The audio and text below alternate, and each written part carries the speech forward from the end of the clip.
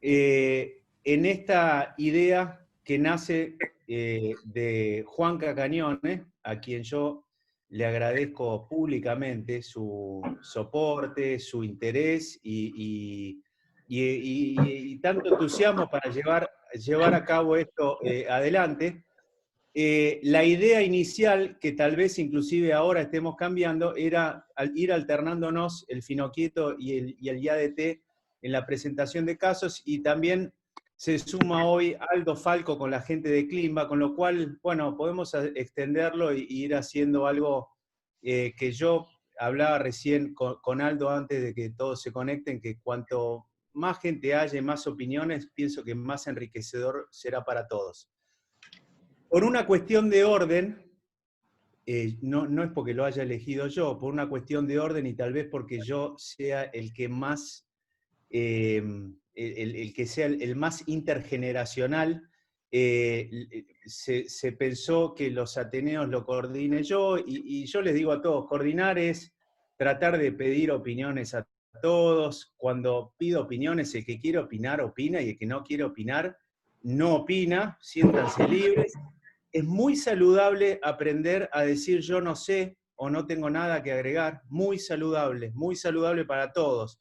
Y entonces, como todos entendemos eso perfectamente bien, y una cosa que digo siempre, el tiempo de todos es demasiado preciado, con lo cual, verdaderamente, esto lo digo con todo respeto, si no hay algo muy interesante que decir, está perfecto callarse o no emitir opinión. Le pido a todos que, si pueden, apaguen los micrófonos para hacer esto más fluido. Y Flaco, si vos me permitís, yo diría que vos vayas presentando el caso, quizás para que vos no tengas que estar pensando en presentar el caso y en preguntar, más allá de las preguntas que a vos te surjan, yo tal vez en algún momento te interrumpo para pedir alguna opinión del panel, si te parece. Así que, si querés, largamos. Vale, bueno, buen día a todos. Muchas gracias, Enrique, y a todo el grupo de diagnóstico por la oportunidad de presentar, y bueno, esperemos poder sumar o potenciar un poquito a este Ateneo.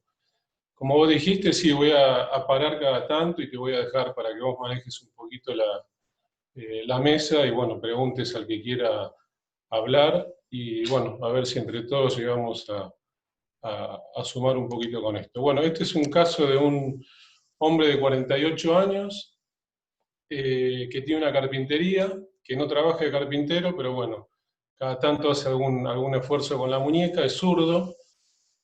Se presentó este año con dolor en dorso radial en ambas muñecas, a predominio izquierdo, de más o menos 1 año y medio de evolución. Tiene antecedentes de haber tenido un síndrome de túnel carpiano bilateral el año pasado, pero actualmente no tiene síntomas de compresión neurológica y no presenta patologías asociadas. Esta es la movilidad, la flexoextensión, con una pérdida un poquito más importante de la flexión de las muñecas, dolor dorso-radial bilateral. Estas son las radiografías, donde se ve un compromiso radiocarpiano, fundamentalmente, tanto en la radiografía de frente como en la de perfil. Bueno, si querés paro acá, o puedo seguir. No, perfecto. Lo veo a el doctor, algunos, perdón, yo no los conozco, ya los voy a ir conociendo, pero lo veo a Marcos Mayorano, flamante nuevo fellow del Fellowship PA. Y Marcos, cuando vos ves esto, ¿qué te llama la atención? ¿En qué pensás cuando ves unas radiografías como esta en el contexto de lo que acaba de decir el Flaco? ¿Qué tal? Buen día a todos, ¿cómo andan? Bueno, inicialmente en lo que pienso es en patología degenerativa. Como bien dijo el doctor Lazzari, se puede ver un patrón de artrosis radiocarpiana. Me llama un poco la atención en el frente el espacio escafolunar.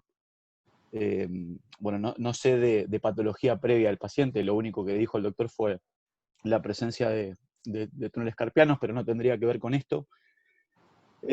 No mucho más, es eso lo que veo, patología degenerativa. Bien, hoy además lo veo, y yo cada tanto, perdón que no los nombro a todos, pero me alegro mucho cuando hay gente nueva y lo vemos a el doctor Gómez, un experto que está hoy, nos acompaña, a Diego Piazza. Y ya que está, Diego, ¿vos algo como para agregar o seguimos? ¿Algún comentario que te surja de el análisis de estas radiografías? Hola Enrique, buen día. No, la verdad, nada para agregar a lo que Bien, dijeron. entonces seguimos, Flaco. Bueno, yo le pedí una tomografía de la muñeca. Él decía que, bueno, el dolor, él es zurdo, el dolor predominantemente izquierdo, pero quisiera resolver si se tiene que operar la muñeca derecha. Entonces yo le pedí una tomografía de la muñeca derecha y una resonancia magnética. Y estas son las imágenes que me parecieron más importantes. De la resonancia puse esa, pero la verdad es que en el resto del estudio no encontré nada que pudiera aportar. En la imagen de arriba a la derecha se ve un DISI. En la imagen que sigue abajo se ve un osteofito dorsal del radio. En la imagen de abajo de la derecha se ve una artrosis bicipiramidal. Y en la radiografía que está a la izquierda abajo es un corte transversal de la muñeca a nivel de la articulación escapolunar, donde se ve un compromiso articular. Un compromiso, o sea, un proceso degenerativo a ese nivel. Y en el frente, bueno, se ve lo que más o menos se ve en la radiografía, que era un compromiso radiocarpiano. Bien, se me ocurre preguntar si te parece, Flaco, Jorge Soutullo, ¿qué 48 años carpintero, estos estudios, quiere operarse la muñeca derecha, ¿no, Flaco, es que quiere operarse? Sí, quiere resolver el dolor, o sea, si de operarse quiere probar con su muñeca derecha, que es la menos hábil. Y como tiene dolor, estaría dispuesto a hacer algo para disminuir ese dolor. Ya probó con kinesiología, analgésicos, y nada de eso anduvo. Jorge, vos cuando ves estos estudios, ¿en qué pensás respecto al diagnóstico? Hola, buen día a todos. El origen de esto te estoy preguntando, ¿no? ¿El origen? Sí, ¿qué se te ocurre? ¿Pensás en algo como origen de esto y bilateral? Podría ser algo reumatológico. ¿Me mostrás las placas de nuevo, Sebastián, por favor?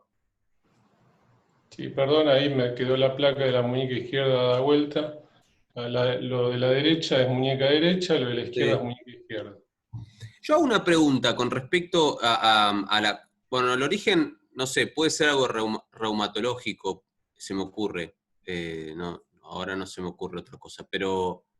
¿tiene un verdadero DISI?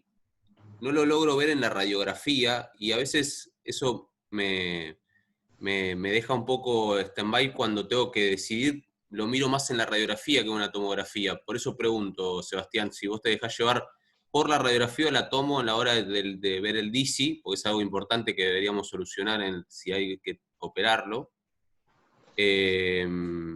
Sobre todo en el frente tampoco veo una imagen desplegada del semilunar sobre el grande que me hablara de DISI tampoco, por lo cual no sé si, ahí no concuerdo mucho si tenemos un paciente con DISI. Yo opino como vos, en general me guío más por la radiografía que por la tomografía. A veces la tomografía, depende del corte, te puede engañar. Ahí en la muñeca derecha se ve un poquitito el cuerno anterior del semilunar, que está un poquito más distal. Por ahí no con un grado de DISI avance muy, muy grande, pero me parece que tiene un poco... En el perfil no llego a verlo, por la artrosis. En el frente me da la impresión. Doctor, usted sabe que esto se lo digo con todo respeto. Escúcheme, las preguntas las hago yo. Yo le hice una pregunta concreta para tener multiplicidad de opiniones. Estaríamos teniendo que evitar diálogos.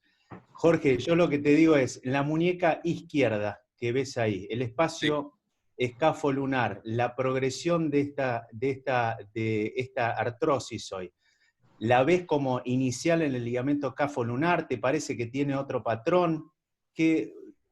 Esa opinión quiero tuya. Sí, para mí lo inicial está a nivel del ligamento escáfolunar. ¿En las dos muñecas?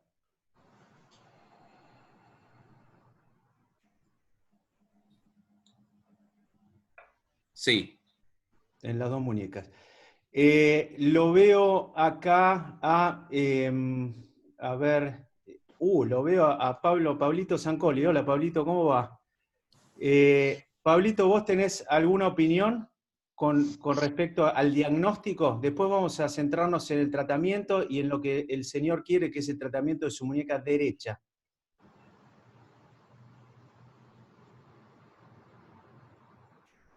Hola Enrique, recién me conecté, no pude ver las imágenes, así que tranquilo, perdón, no puedo tranquilo. Santi, ¿vos querés agregar algo? Santi Argüelles. Hola a todos. Ese patrón bilateral que estabas diciendo y que le preguntabas a Jorge, que hacías énfasis, sumado a algunas otras cosas, como por ejemplo que lo había escrito recién, el hundimiento ese del escafoides en su cariz articular de la radio, me hace pensar que tienen posiblemente una condrocalcinosis, y pensar que tiene una lesión escafolunar bilateral traumática no me suena lógico, por lo menos sin un antecedente claro de trauma, así que yo me inclino por condrocalcinosis. Condrocalcinosis. Y que perdón, lo dijo Gustavo hace un rato también. Sí, Flaco, yo le voy a preguntar, tenemos un experto en escafolunar acá, que es Gustavo Gómez, que me gustaría saber su opinión antes de pasar a las opiniones de los altos mandos de Alberto, de Aldo. Gustavo, buen día, ¿cómo estás? ¿Qué ves vos acá? Hola Enrique, ¿cómo andás? Bueno, muchas gracias primero por permitirnos estar acá. Un saludo muy grande para todos. Y la verdad es que coincido totalmente con Santi por el patrón, por la edad del paciente, que se ve una afectación escafolunar, se ve una diástasis escafolunar, pero no es algo que me llame demasiado la atención. Sí se ve un compromiso radiocarpiano importante, no solamente de la radio escafoidea, sino de la radio lunar, y creo que justamente mi primer diagnóstico a descartar o a tener en cuenta sería justamente la condrocalcinosis, que como ustedes saben es una enfermedad por depósito de pirofosfato cálcico. Da un patrón muy parecido a esto, a la edad que tiene este paciente, con lo cual sería de pensar. Y escúchame, hablando de condrocalcinosis y suponiendo que orientásemos el diagnóstico para ahí, le pregunto a Gustavo y le pregunto a cualquiera que tenga experiencia, ¿alguno considera, digamos, cómo define el diagnóstico con respecto a esto? ¿Tenés algún análisis de sangre?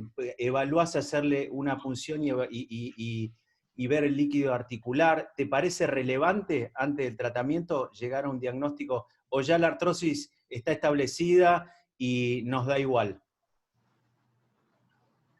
No, la verdad que no me parece muy relevante confirmar el diagnóstico con tanta...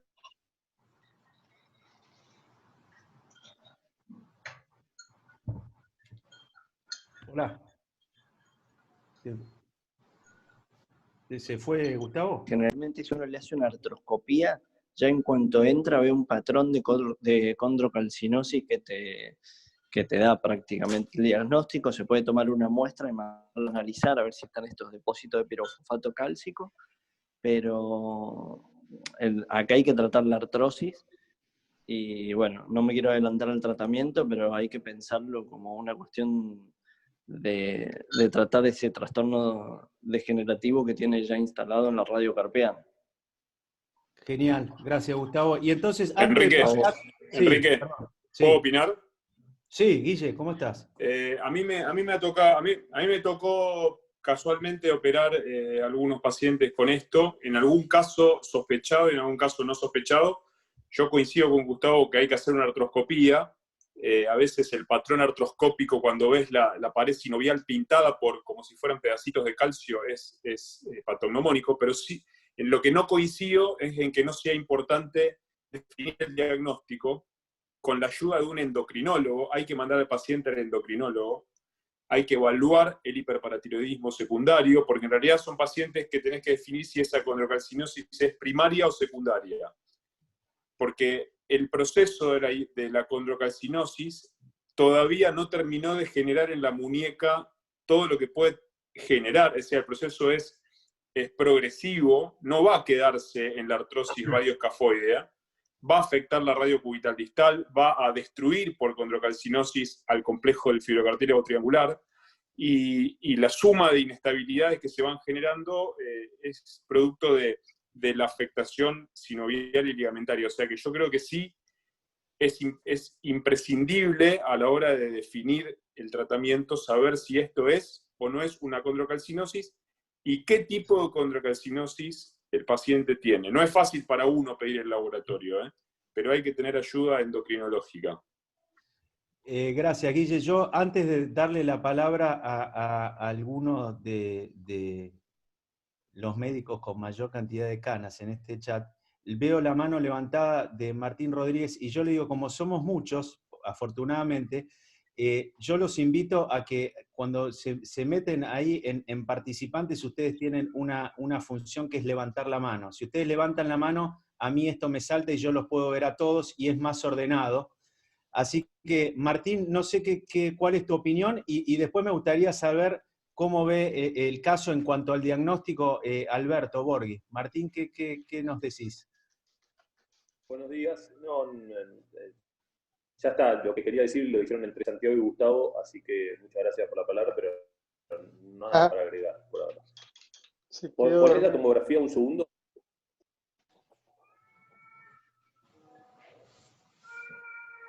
Lo único que en la imagen de arriba a la izquierda también se ve que tiene un compromiso en la piramidal y en la lunopiramidal, perdón. Y eso también es un dato para pensar en que no es una cosa escafolunar o más una patología degenerativa general de la muñeca que puede ser perfectamente, que puede ser todavía más pensar en algo. Bien. Alberto, ¿vos cómo diagramás en tu cabeza un diagnóstico con estas imágenes y este tipo de pacientes? Mira, esto sobre todo para los chicos jóvenes. Hay una ley que dice que si vos ves la articulación escafolunar, está superpuesta a la lunopiramidal. Y si ves bien el frente de la lunopiramidal, está superpuesta a la escafolunar. Esta radiografía es maravillosa. Fíjese cómo se ve el frente, las dos articulaciones, la lunopiramidal y el escafolunar. Eso te está hablando seguro de una disociación escafolunar. Esto para mí, es decir, es muy común las disociaciones escafolunares en trabajo de fuerza, de golpes, es muy común en los carpinteros. Hay una diastasis del ligamento de Testut y eso ha hecho una hiperquinesia del escafoides.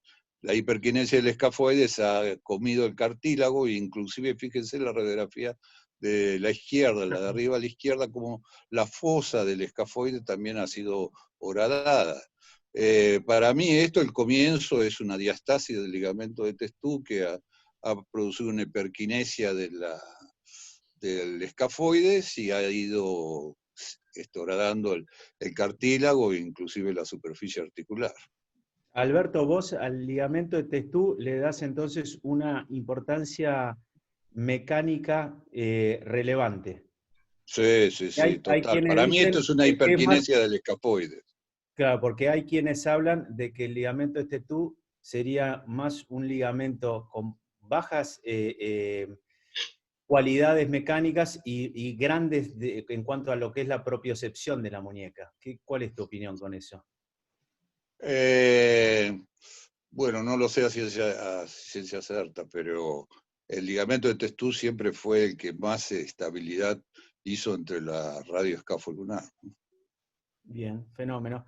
Y antes de, Flaco, si querés, te dejo y entramos un poco del tratamiento. Yo, perdón, que vuelva sobre la misma persona, que es una cosa que trato de evitar, pero sé que Gustavo Gómez tiene un conocimiento profundo sobre lo que es la cinemática y, digamos, la biomecánica del carpo, y me gustaría saber, digamos, tu punto de vista, Gustavo, con esto que acabamos de escuchar, como para ver si podemos orientarnos. Enrique, en cuanto al ligamento de Testú, ¿me decís? Sí. Mira, bueno, no es algo que esté del todo tan definido al 100% que nosotros podamos asegurar, pero hoy se sabe que la concentración, ¿sí?, de fibras neurosensoriales, sobre todo de Ruffini a nivel de este ligamento de Testut-Kuentz, que es el que se llama también radio escafolunar, da a pensar, y la poca resistencia mecánica da a pensar que tiene una mayor función asociada, como vos decías, con la propiocepción y con despertar los reflejos. Hay reflejos musculotendinosos en la muñeca rápidos que actúan, que hacen que la muñeca intente estabilizarse, activando los estabilizadores dinámicos mucho antes que la señal llegue a la corteza cerebral. Y los que hacen artroscopía lo tendrán muy, muy en mente, a la imagen de que cuando uno entra a la muñeca, lo primero que se encuentra cuando entra por el portal 3-4 es el ligamento de Testut-Kuentz de frente, y si uno lo mira con el palpador van a ver incluso que es un ligamento como muy de aspecto más sinovial, más como que da toda la impresión que no tiene la fuerza mecánica que uno pensaba o que se pensaba al principio, y si lo compara con el ligamento radioescafo grande que está inmediatamente a la izquierda, igual que el radio lunar largo, va a ver que tiene una diferencia de consistencia y de dureza mucho más fuerte que el ligamento de Testut-Kuentz cuando uno hace la artroscopía. Gracias, Gustavo. Entonces, sobre todo para los médicos más jóvenes, esto es sumamente interesante. Fíjense, todos estamos mirando la misma pantalla, todos estamos mirando los mismos estudios. Y hasta el momento hay gente que ve esto como algo más producto del inicio de una inestabilidad escafolunar, y que sería, digamos, los estadios progresivos de la insuficiencia de ese ligamento y de la inestabilidad. Eso se llama muñeca slack, para lo cual nos sobra imagen, porque vemos mayor afectación del carpo, y con ese concepto hay otros del panel que ven algo más sistémico, algo más que puede abarcar todo el carpo, y aún dentro de esos que ven algo sistémico, hay quienes opinan que es relevante y trascendente tener el diagnóstico en la mano, y hay otros que piensan que la muñeca ya está jugada y que es irrelevante. Y esto yo lo digo porque fíjense que todos miramos el mismo cuadro, pero todos vemos cosas diferentes. Y Flaco, no sé si querés avanzar y pasemos un poco a discutir. Sí. Una cosita, Enrique, antes de pasar a la discusión, tenemos en el tratamiento, tenemos en el panel al doctor del centro de Rostaño, a nuestro amigo imagenólogo, ¿no lo encontrás por ahí? A Ricardo Trueba. Acá está. Acá está Exacto. Ricardo Trueba. Que por ahí nos puede dar a lo mejor otro concepto con respecto a las imágenes antes de pasar al tratamiento, si te parece. Ricardo, perdón que no te vi, nos encantaría escuchar tu opinión. Hola, buen día. A ver, se dijo muy bien. Lo único que quizá aportaría es que en la resonancia y en la tomografía, no sé si ven esas pequeñas imágenes densas que a veces se ven no asociadas al hueso. Y esa es la condrocalcinosis, o sea, imagenológicamente ya estamos viendo el pequeño depósito de calcio en el cartílago hialino o en la sinovial. Se ve tanto en la tomografía, y en la resonancia no se llega a ver, porque bueno, hay un solo corte, pero en T1 se ven como pequeños puntitos negros en el cartílago hialino. Bien, excelente dato, ¿eh? Gracias, Ricardo. Flaco, ¿querés seguir y avanzamos sobre el tratamiento? Entonces, estos son los estudios finales, y él quiere digamos, avanzar sobre el tratamiento de la muñeca derecha. Sí, antes de hablar del tratamiento y siguiendo la línea de pensamiento de Santiago, que fue el que primero habló de calcinosis, bueno, ante un paciente de esta edad, con un compromiso bilateral de las muñecas, con lo que llaman incrustación del escafoides en el radio, porque se ve muy, muy desgastada la fosa escafoide del radio, que no coincide con un patrón clásico de muñecas LAC. Bueno, el compromiso bilateral, como dije, el DISI, que tiene un poco de DISI, me parece, pensamos en una condrocalcinosis también. La condrocalcinosis es, como dijeron, un depósito de cristales de pirofosfato de calcio en el cartílago, en los ligamentos y en los fibrocartílagos, de etiología específica que comienza entre los 50, 60, 70 años, o sea que este paciente es un poco más joven, pero bueno, está dentro de ese rango, está cerca de esa edad, que suele ser bilateral y produce calcificaciones tempranas a nivel del ligamento triangular y puede producir desgaste de la articulación triscafoide, radiocubital distal, y en forma aislada la mediocarpiana y también la pirámide pisiforme. Principalmente afecta a las rodillas, pero como segundo sitio afecta las manos o las muñecas. Esto lo describió muy bien Romano en el año 2003. Después Philippe Safar en el año 2004 hizo otra publicación. Romano lo describió cuando afecta. La condrocalcinosis puede afectar principalmente la articulación triscafoidea, en segundo lugar la escafolunar. Cuando afecta a la escafolunar termina produciendo lo que se llama muñeca SCAC, en la cual hay 4 estadios. El primer estadio afecta la fosa radioescafoidea en forma completa, a diferencia de lo que es un SLAC o un SLAC, que comienza con una artrosis estilo radial, escafoestiloidea. En el caso de la muñeca SCAC, compromete toda la fosa escafoidea del radio. Y bueno, después avanza un estadio 2, donde compromete más la articulación mediocarpiana, y el estadio 3, que produce DISI, y el 4, que ya produce una artrosis generalizada de muñeca con compromiso de la articulación radiolunar.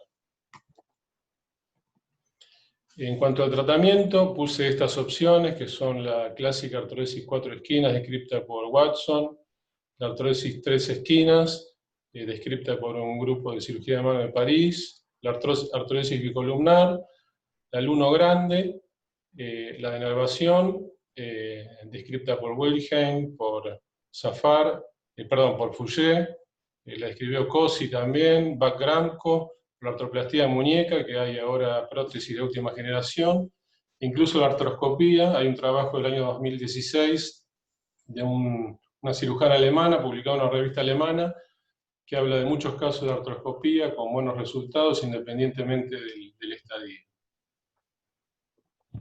¿Puedo seguir o puedo parar acá?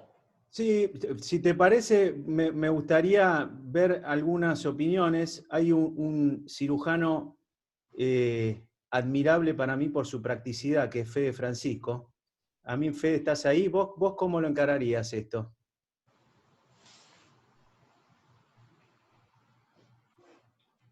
Fede no está. Bueno, si Fede no está, podemos, si alguien quiere levantar la mano, por supuesto que está invitado. Lo veo acá a Marcelo Maquieira. Marcelo, vos estás, ya empezaste consultorio, ¿cómo encarás esto? Si querés, Flaco, podés poner las radiografías o los estudios para que todos nos... Sí, no, yo vi todo el caso, perfecto, y después atendí a una paciente y nada, me perdí esto último nomás, pero el caso lo vi entero. Y bueno, y coincido con la condrocalcinosis, lo que tiene ahí la artrosis radiolunar, o sea, en cuanto al tratamiento, como tiene una artrosis radiolunar, yo primero había pensado en una artrodesis de 4 esquinas, como dijo ahí Sebastián, ahí cuando mostró todas las opciones, viendo que es carpintero y por ahí hace fuerza, pero me asustaba un poco la Luno piramidal, pero no tengo mucho más que agregar, coincido en todo lo que han dicho hasta ahora. Pero Marcelo, si o sea, harías de 4 esquinas, la Luno piramidal la bloqueás. O sea, estaría perfecto. Y sí. Mi pregunta es si haces 4 esquinas, ¿ese harías resección del pisiforme o se lo dejarías? No, yo se lo dejo. Normalmente no he tenido grandes problemas. No sé en cuanto al dolor del pisiforme, las veces que he hecho las 4 esquinas, que debo tener 10 casos hechos, nunca saqué el pisiforme por la piramidal artrósica, pero no sé los síntomas que tiene. No o lo sea hago que vos te habitualmente. guiarías para hacer algún gesto sobre la piramidal basado en los síntomas. Sebastián, ¿sabés si él tenía dolor piramidal además? No, no Porque decía que tenía evaluar, dolor, ¿no? no tenía dolor. Entonces, si no tiene dolor, Marcelo, vos serías más propenso a hacer una artrodesis de 4 esquinas y en la piramidal la dejarías así. Sí. Perfecto. Bien. No sé si Jero Duarte o... a ver, ¿quién más está acá? Jero, vos, ¿cómo Bien, Enrique, ¿cómo ¿Cómo andás? estás? Buen día, buen día. A ver, desde ya no tengo la experiencia de los que tienen muchos acá, pero creo que, no sé, si este tipo es laburador y demandante, por ahí, como muchas veces hablamos, empezaría de menos a más, por ahí arrancar con alguna denervación o artroscopía más estiloidectomía, digamos, con algo Y esto, mínimo. me imagino que Proponerle algo mínimo y después ir a otra cosa. Me imagino que te basás en eso, en que ves que tiene una buena movilidad, es un paciente joven, es un paciente de alta demanda, y entonces vos le plantearías esto como algo, cosa que a veces nos olvidamos todos, ¿no? De plantear un tratamiento de manera secuencial. Y esto es algo que yo considero que es importante. A veces seguimos impregnados pienso que con los paradigmas que recibimos de generaciones previas, donde nos cuesta pensar en un tratamiento estadificado de las cosas y decirle, señor, mire, usted tiene este problema, cada tantos miles de kilómetros va a tener que venir al service, y eso a veces es, desde mi punto de vista, por supuesto que pueden disentir, es muy sabio. Así que tenemos una propuesta de 4 esquinas sin Enrique, hacer nada. Sí. Perdón, Fede Francisco, estaba en la calle, no podía. Fede, te anuncié tanto con bombos y platillos que Perdón, quería saber tu estaba en la opinión. calle, estoy en el auto, del auto a la calle. Bueno, te cuento, en el caso, ya está, es un diagnóstico de condrocancinosis seguramente, y como dijo Lázari, el dolor que el paciente refiere es en la zona radial de la muñeca, por lo cual acá el problema es ese impingement, seguramente lo que genera el dolor es el impingement radioescafoideo, con lo cual con una 4 esquinas y sacando el escafoides creo que el problema se soluciona. Yo iría por unas 4 esquinas, resección de escafoides y obviamente denervación, ¿no? Fede, cuando le ofreces esa opción al paciente, ¿qué le prometés en cuanto a movilidad, número uno? Y cuando te pregunte, doctor, ¿cuánto tiempo voy a estar inmovilizado? ¿Qué le contestás vos? Bueno, seguramente la pregunta esa va a venir en el consultorio, por lo cual yo, cuando voy a hacer algún tipo de fijación o fusión en el carpo, es importante esto que vos decís de entender al paciente cuánto le duele, y un poco dejarlo decidir a él, ¿no? Si él quiere seguir con ese dolor mínimo o someterse a una fusión, por lo cual le va a disminuir el dolor, pero a detrimento de, obviamente, disminuir la movilidad también. Así que en este caso le digo, es un paciente que una vez operado, obviamente tenemos que esperar que esa fusión se haga efectiva, por lo cual tareas de fuerza mínimo 4 o 5 meses no va a poder hacer. Bueno, y antes de pasar a Pablo Zancoli, que está levantando la mano, les pregunto a los dos, a Marcelo y te pregunto, hablan de hacer artrodesis de 4 esquinas. ¿Cómo lo estabilizan? ¿Usan una placa tipo Spider? ¿Usan tornillos de autocompresivos? ¿Usan todavía clavijas? ¿Qué experiencia tienen con eso? Yo he usado la placa Spider 3 o 4 veces he tenido una tendinitis de extensores, pero no gran cosa. Y últimamente estoy usando Herberts, o sea, tornillos de Herberts, el uno piramidal, otro grande ganchoso y otro, o sea, un cuadrado hago. Y obviamente, como dijeron, que yo no lo dije, pero era más que obvio que bueno, había que sacar el escafoides, ¿no? Y otra cosa que me enseñó el doctor De Carli es ese leve DISI de unos grados, corregirlo por el tema de evitar una limitación importante en la flexión. Si, en el momento que uno va a hacer la artrodesis de 4 esquinas, corregir el DISI. Bien, ese es un aspecto clave que me imagino que el flaco después no va a hablar, y justamente porque lo nombraste a Pablo, y seguramente más adelante en la conversación lo volvamos sobre el tema, porque es determinante en lo que vaya a ser la función y lo que este señor espera, la posición en que uno decida poner el semilunar, si quiere ganar más extensión o si quiere ganar más flexión.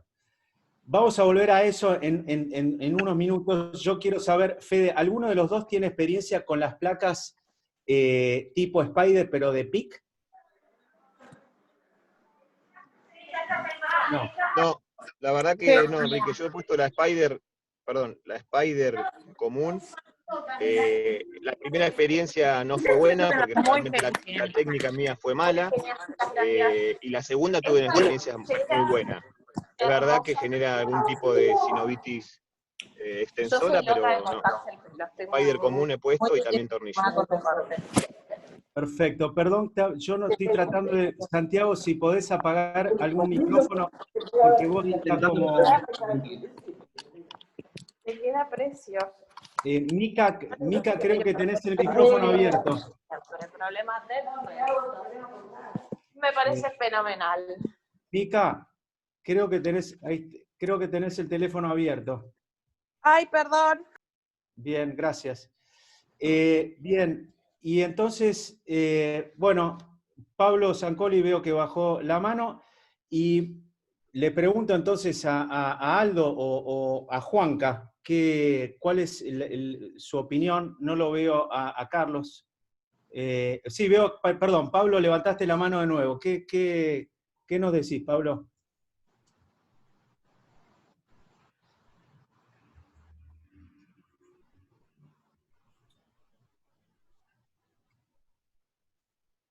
¿Hola? Yo no sé si yo me quedé sin audio, pero están Debe Pablo... tener bloqueado el micrófono. Ahí está. Pablo y Gustavo están levantando la mano, pero están muteados. ¿Se escucha? Sí. No, principalmente vuelvo 2 segunditos a lo que era el diagnóstico. Nosotros llamamos artrosis y artritis, pero acá cualquier muñeca degenerativa se puede catalogar dentro de artritis, y dentro de artritis tenemos degenerativas, la inflamatoria como la artritis reumatoidea, y no nos tenemos que olvidar de las artritis por depósitos, que esto es lo que se habló, ¿no? Y el diagnóstico principalmente cuando vemos una radiografía que tiene artrosis en la STT y calcificación del fibrocartílago triangular, uno debe sospechar de la condrocalcinosis, es el diagnóstico. Después no es tanto por afectación del escafo lunar, que sí sufre una elongación, pero lo que se produce es que al haber STT, artritis STT, el escafoides no se flexiona y se va encajonando el escafoides en la fosa escafoidea, que es lo que ocurre, a diferencia de una lesión escafolunar típica, que el escafoide se va a flexionar y el semilunar se va a ir a dorso. Con respecto a lo del tratamiento, yo creo y considero, estas son muñecas que se ven en las imágenes muy artríticas, con mucha degeneración del cartílago, sin embargo pueden tener muy buena movilidad, a expensas de que igualmente el escafoides no se está flexionando para moverse. Con lo cual, si es un paciente carpintero, sabemos que tiene un desgaste del cartílago producto de su patología reumatológica, iría desde lo más sencillo hasta lo más complejo, antes de ofrecerle una fusión de 4 esquinas de una muñeca que va a seguir gastándose porque hay un proceso metabólico de depósito de cristales, intentaría probar, primero voy con lo sencillo, ver dónde tiene dolor, porque eso es clave para el tratamiento. Eso se pueden hacer bloqueos de muñeca con lidocaína o infiltraciones, y si tiene muy buena movilidad, iría primero con una denervación de muñeca. Bien, buen concepto, muy buen concepto, esta de la afectación de la STT en lo que es la posición del escafoides. Antes de que pasemos entonces a Aldo o a Juanca, Gustavo, ¿querés decir algo? No, bueno, una de las cosas que iba a comentar era justamente esto que decía Pablo de la denervación en este tipo de pacientes. Si tiene buena movilidad puede llegar a ser un gran recurso, y como bien vos decías, Enrique, explicarle que en el futuro probablemente necesite otro procedimiento, pero lo bueno es que no sabemos si quizás lo va a necesitar en 10 años y va a tirar 10 años más haciendo este trabajo de carpintería, simplemente denervándole la muñeca. No sé si lo habían hablado antes porque me subí justo al ascensor y perdí la conexión 3 minutos, pero sería un gran recurso y creo yo que sin duda alguna lo probaría antes de ir a una 4 esquinas. Y lo otro que incluso a mí me gusta mucho antes que la 4 esquinas es hacer, y lo aprendí de Falco, así que también me gustaría escuchar la opinión de él ahora, es una resección de la primera fila del carpo, pero con interposición de cápsula, que la verdad es que tiene muy buen resultado. Aldo tiene mucha experiencia con eso y tiene muy buen resultado en este tipo de pacientes. Es un procedimiento simple y que tiene mucho menos complicaciones que una 4 esquinas, y probablemente tenga mejor movilidad incluso que una 4 esquinas. Muy interesante. Ahora vamos a preguntarle a Aldo si a pesar de la alta demanda eventual de este paciente haría ese procedimiento. Gracias, Gustavo. Santiago, ¿querés decir algo? Y pasamos, sí, perdón, ahora voy después a Aldo y a Juanca. Santi. Yo vuelvo un minuto para atrás, y que había dicho Sebastián que tuvo túnel carpiano bilateral, y no es infrecuente que estos pacientes comiencen con patología tenosinovial y que manifiesten como inicio un túnel carpiano y también rupturas tendinosas. Entonces ahí, que uno en ese momento por ahí no lo sospecha, pero creo que puede ser parte de lo mismo. Bien, buen dato. Sí, ¿puedo hablar un segundo? Sí, claro, obvio. Justamente por lo que dijo Santiago, yo lo puse a pesar de no tener síntomas.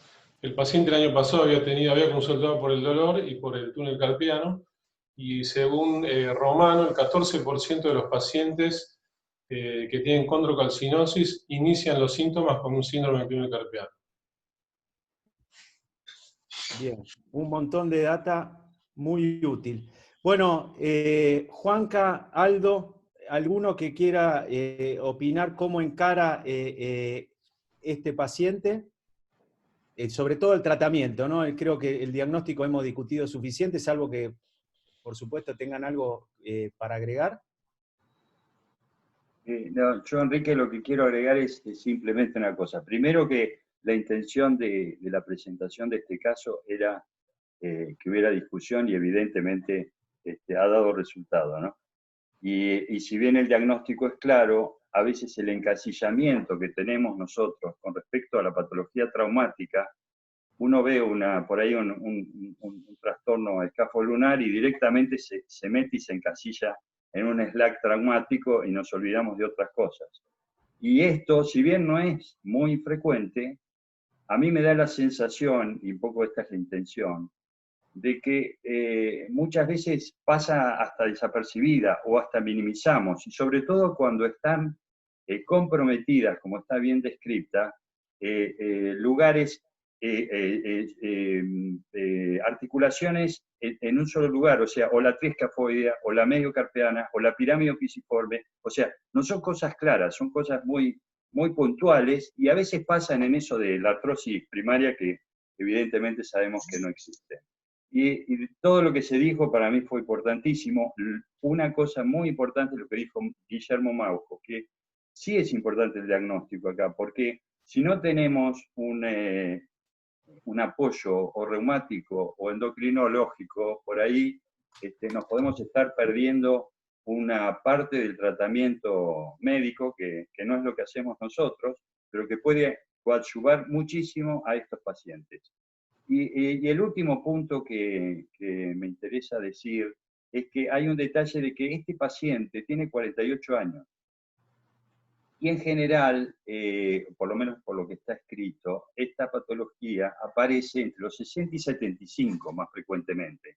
Quiere decir que acá la evolución que está teniendo o que va a tener este paciente es un poco más rápido que lo habitual, con lo cual es importante tenerlo en cuenta a la hora de decidir el tratamiento.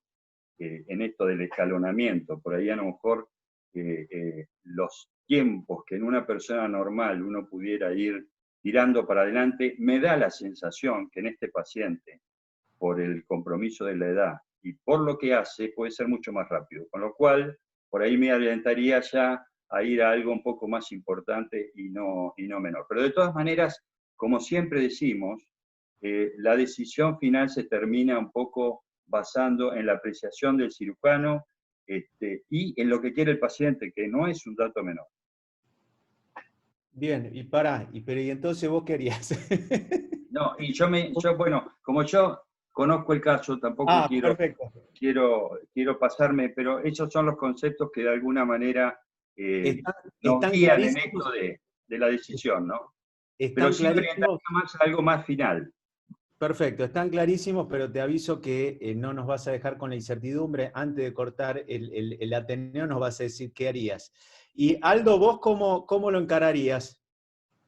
Mirá, las progresiones que han dado me parecen excelentes. También hay que tener en cuenta los 48 años y el futuro que tiene este hombre. Y verdaderamente, o sea, yo tengo gente en Climba que hace muy bien artroscopía. Ustedes saben, está Gaby, está Gustavo. Hacen muy buenas artroscopías de muñeca, te dan las pautas. De acuerdo a las radiografías, yo desde hace mucho no me gusta a mí las 4 esquinas, la hago poco, pero sí hago la resección de la primera fila del carpo. Aldo, perdón, antes que nos desarrolles la primera hilera del carpo, ¿por qué no te gusta la 4 esquinas?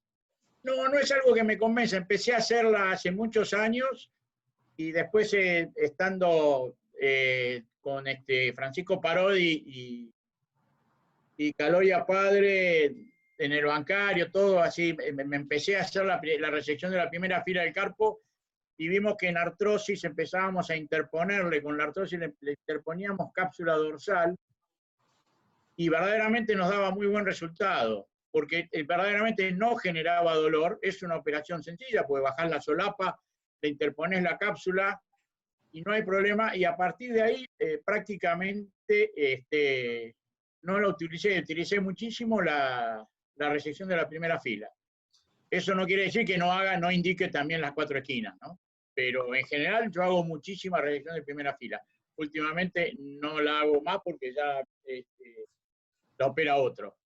Pero Escucha, Aldo, aún yo que me autodescribo, y perdón por ser autorreferencial, pero tiene que ver con la discusión como alguien que se va haciendo cada vez más práctico y a quien le gusta mucho la resección de la primera del carpo.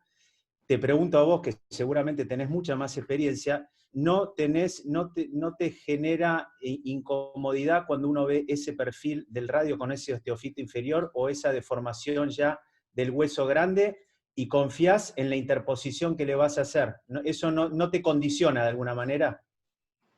Mirá, las primeras que hice, que no interponíamos nada, generaba dolor, generaba problemas, teníamos inconvenientes, decíamos, ¿por qué? Que cuando empezamos a interponer la cápsula, a pesar de los osteofitos y de la artrosis y de la destrucción que teníamos en la radio escafoide o la radio semilunar, verdaderamente vimos que nos daba una buena solución para este tipo de patologías, para lesiones muy artrósicas.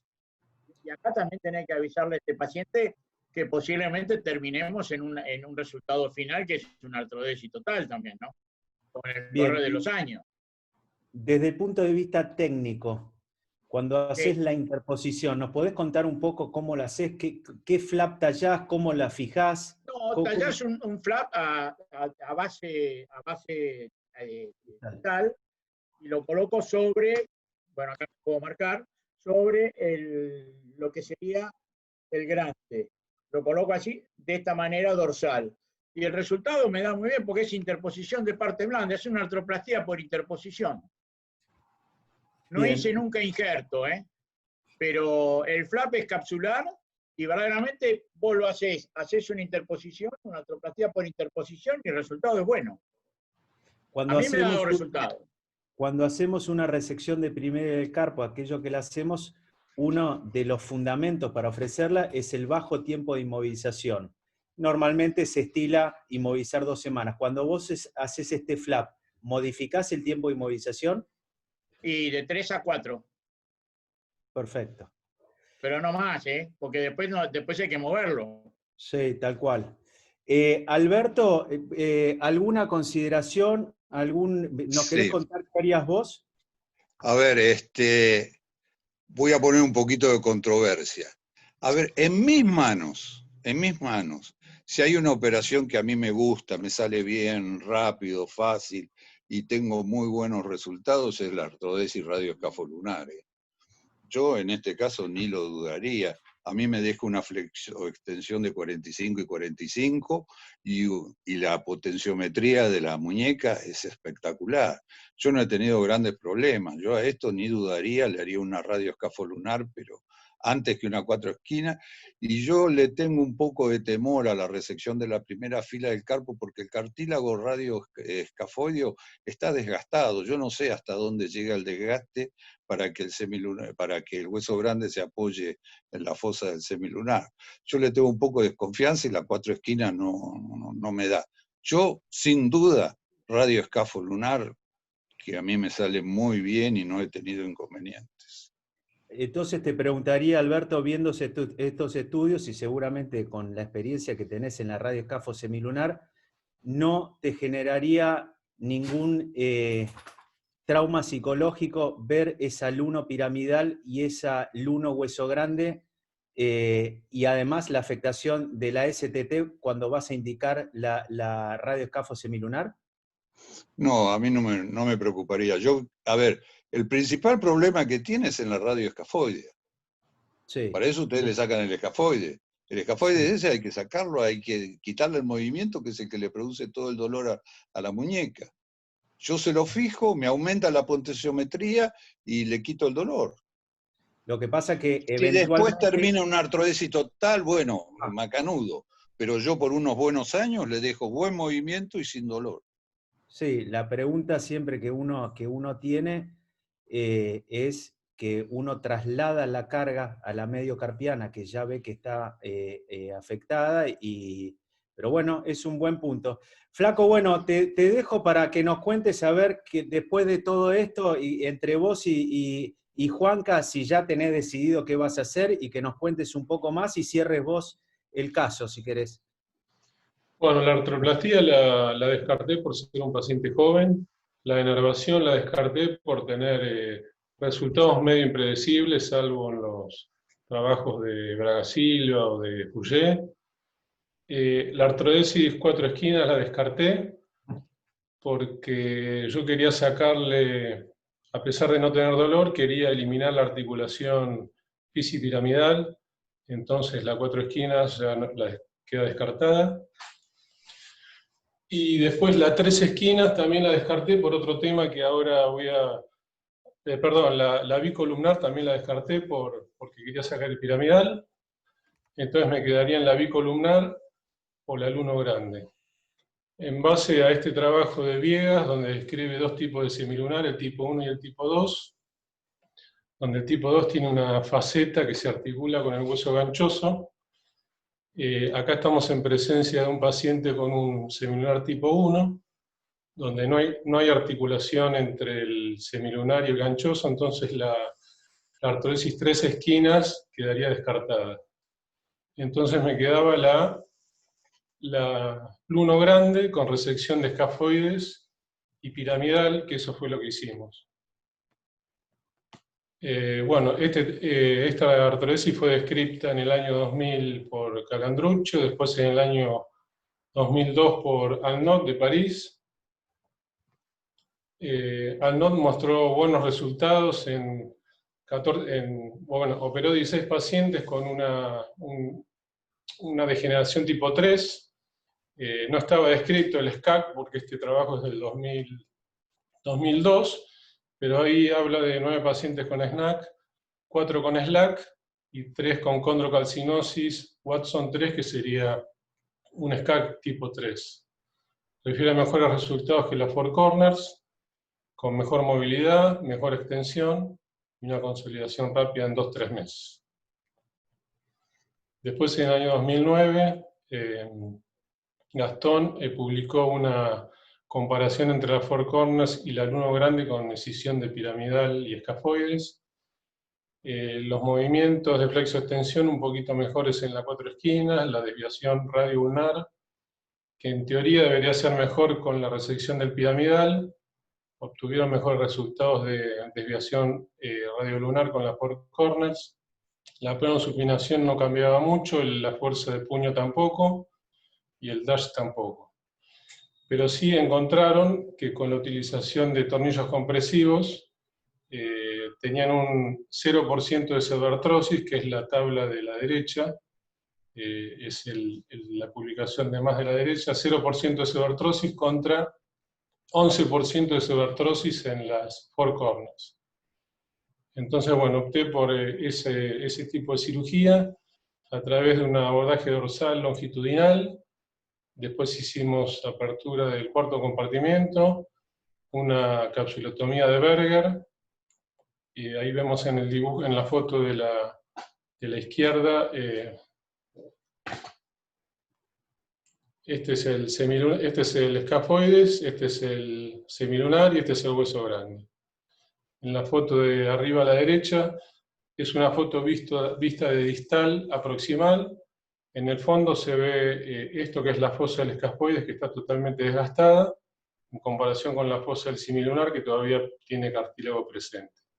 Y acá se ve abundante depósito de cristales, que bueno, suponemos que son de pirofosfato de calcio. Y en la foto de abajo se ve la lesión escafolunar producida por la patología, no por el bisturí, sino una vez abierta la cápsula se observaba esto. Este es el escafoides, este es el semilunar y este es el hueso grande. El hueso grande tenía una pequeña lesión ahí en el cartílago, pero no era muy mayor, así que lo que propone Aldo podría haber sido una opción. Las publicaciones de los tres trabajos que hablé hablan de una osteosíntesis con tornillos de Herbert, de proximal a distal. Yo cambié la técnica basándome en alguna bicolumnar que había hecho, donde ponía tornillos de distal a proximal para evitar la lesión del cartílago del semilunar. Entonces puse 2 tornillos de distal a proximal, con la escisión del escafoides y el piramidal. La ventaja del piramidal de sacarlo, aparte de la teórica mejor desviación radiocubital, permite una mejor, al sacar el piramidal, permite una mejor reducción del DISI. El piramidal se puede usar de injerto, porque a veces el escafoide está en tan mal estado que no sirve de injerto. Y aparte, al sacar el piramidal, permite una mejor compresión de la artrodesis, del alumno grande. Así que esos son detalles asociados a la utilización de tornillos canulados. La incidencia de consolidación es muy alta en comparación con los primeros trabajos que hablaban de una gran pseudoartrosis en esta artrodesis. Como crítica, el DISI se corrigió, pero no se corrigió por ahí totalmente. Y como hablaba Marcelo Maquiera hace un ratito, que lo explicó De Carli en un trabajo presentado en la revista de la Asociación en el año 2006. Esto lo describió primero Tomaino en el año 94, donde una persistencia del DISI lo que hace es, o sea, la extensión del DISI, la extensión del similar limita la extensión de la muñeca. Eso por el impeachment carpo radial, y por la tensión de los ligamentos voladores de la muñeca. O sea, que la extensión, el DISI, elimina la extensión de la muñeca. Lo que quería agregar como gestos asociados fueron la estilodictomía del radio, que fue pequeña, la neurectomía del interóseo posterior, y bueno, nada más. Y después, para terminar, como conclusión, que hay que pensar en condrocalcinosis cuando hay una incrustación del escafoides en el radio, que no coincide con una lesión de SLAC clásica, cuando hay compromiso, como decía Juanca, de la triescafoidea o de la articulación mediocarpiana, y muchos autores, incluso romanos, hablan de que la artrosis primaria no existe, que siempre la artrosis se debería a una lesión, por ejemplo, von Kienbock, una lesión traumática, una condrocalcinosis, una artritis reumatoidea, pero que no habría artrosis primaria. Pensar en condrocalcinosis cuando hay calcificaciones ligamentarias, principalmente ligamento triangular, cuando hay compromiso bilateral y cuando hay ausencia de antecedente traumático. Eso sería todo. Flaco, excelente caso, muy aleccionador, muy interesante todas las opiniones. Y yo sé que, Juanca, tenemos 15 minutos para estar Ricardo Trueba, que nos quería mostrar algo de mucha actualidad, que son las lesiones provocadas por el COVID. ¿Es así, Juanca? ¿O hacé la introducción vos? Flaco, excelente caso, de verdad. Perfecto. Flaco, no cierres, Flaco, un segundito. Sí. ¿Sabés qué, Enrique? Una última cosa que justo nos llegó la semana pasada, un caso que vale la pena, que cierra un poquito todo esto. El comentario es que la escala terapéutica es necesaria en todos los pacientes, ¿no es cierto? Y fíjense que la variabilidad que tenemos por ahí de indicaciones, pero es importante esa escala terapéutica. Insisto en que la escala esa de alguna manera es manejable con respecto a la experiencia de cada cirujano y a cómo ve el paciente y todo lo que se ha discutido aquí. Y fíjense esto que aparece acá, que simplemente lo traigo a colación. Pasá la primera, Flaco. La semana pasada viene un paciente con un dolor también. ¿A dónde querés que vaya? Y al caso de la mediocarpiana aislada, que es simplemente para mostrar lo que la naturaleza... Acá abajo a la derecha. Mire, este caso que está puesto aquí, que es un caso que me vino la semana pasada con un dolor y con una radiografía de artrosis mediocarpiana pura. Y si ustedes ven, yo le pedí una tomografía y miren cómo el mismo organismo está tratando de remediar de alguna manera algún tipo de fijación. En este caso justo la alumno grande, ¿no es cierto? Pero como a veces en la escuela, a veces el maestro nos decía que la observación de la evolución natural de algunas patologías y en algunos pacientes era de alguna manera muy orientativo para los tratamientos que teníamos que hacer. Es simplemente para cerrar un poco el caso. Y sí, Enrique, por favor, dale Ricardo tiene algunas imágenes de casos que inclusive han empezado a aparecer con respecto a lo que nos aqueja en este momento, que es el COVID y que nos vuelve locos a todos.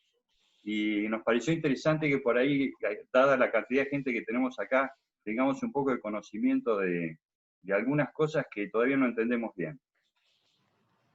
Ricardo, todos los micrófonos son tuyos. Perfecto. Bueno, muchas gracias por dejarme compartir esto. Algunos ya se los mostré a la gente de Climba con la que a veces charlo, ya se los mostré, se lo comenté a Juanca y le pareció oportuno mostrarlo acá. La realidad es que, bueno, todos estos casos son de la semana pasada, pacientes jóvenes que no tienen ningún tipo de antecedente reumatológico y empiezan a tener estas manifestaciones clínicas, ¿no es cierto? Con agua caliente, desaparece absolutamente. ¿Y cuál fue el problema acá? Nosotros tenemos ateneos, los radiólogos, así como lo tienen ustedes, y empezamos a ver que nos estaban llegando resonancias, como la que están viendo, donde veíamos edema óseo y edema en partes blandas. La imagen de la derecha es una secuencia STIR o T2 con supresión de grasa, se ve que el líquido se ve blanco, y la de la izquierda es un T1. Entonces, hay baja señal en la médula ósea y brilla. O sea, y no entendíamos, o sea, al principio no hicimos la asociación de qué es lo que estábamos viendo. Fíjense que es en un dedo, en varios dedos, compromiso de una o dos falanges. Fíjense en la imagen de la derecha, en este caso compromiso de muchas falanges. Y este es otro caso donde la paciente empezó 21 años con el índice que se hinchó, dificultad en la flexión, esa imagen violácea, volar, interfalángica proximal.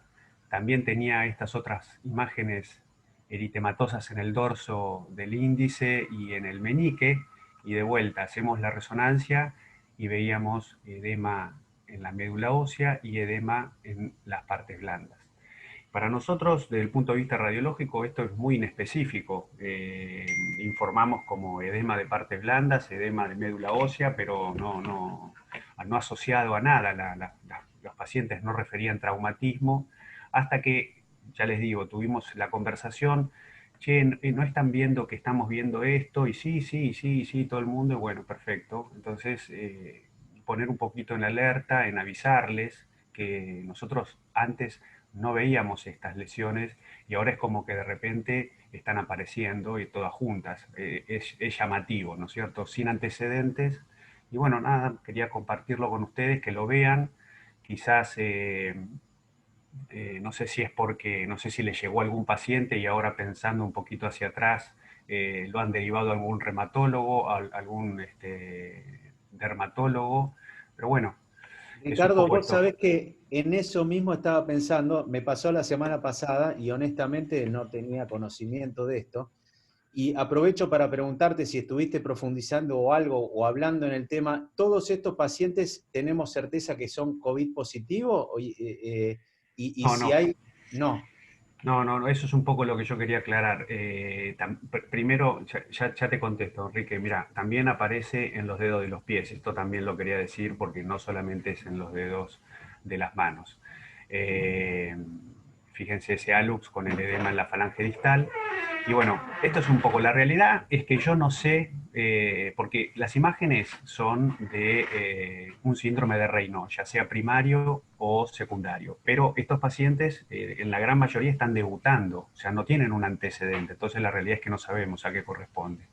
Y también son imágenes símil perniosis, pero la realidad es que hasta hace una semana no hacía frío. Recién ahora empezó a hacer un poco de frío, antes había 20, 22 grados, y la realidad es que no hay ninguna asociación en principio con una lesión por perniosis.